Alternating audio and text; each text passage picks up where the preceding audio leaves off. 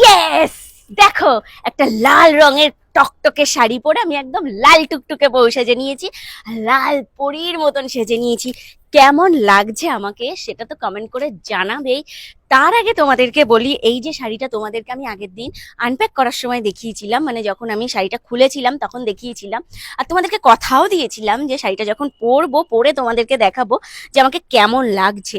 লাল টুকটুকে একটা মানে শিফন জর্জেট ম্যাটেরিয়ালের ওপর, এটা হচ্ছে একটা চিকনকারি কাজ। আর চিকনকারি যে কাজটা রয়েছে একদম নিখুঁত একটা চিকনকারি কাজ রয়েছে। শাড়িটা এত সুন্দর, এত নরম সফট, আর এই দেখো মানে শাড়িটা পরার পর আমার কিছু ফিলই হচ্ছে না যে আমি কিছু পরেছি, এত হালকা শাড়িটা। তো তোমরাও যদি এরকম একটা শাড়ি নিতে চাও তো তোমরাও দেখো স্ক্রিনে দেওয়া নাম্বারে যোগাযোগ করতে পারো, হোয়াটসঅ্যাপ করো, বুকিং করো। এইরকম একটা শাড়ি তোমরাও ঘরে বসে পেয়ে যাবে। আর আমি শাড়িটা নিয়েছি আরোহণ পেজ থেকে, আমি ওদের পেজটাও তোমাদেরকে মেনশন করে দিয়েছি। আর এই এত সুন্দর শাড়িটার দাম তোমরা জানতে চাইছো তো কত?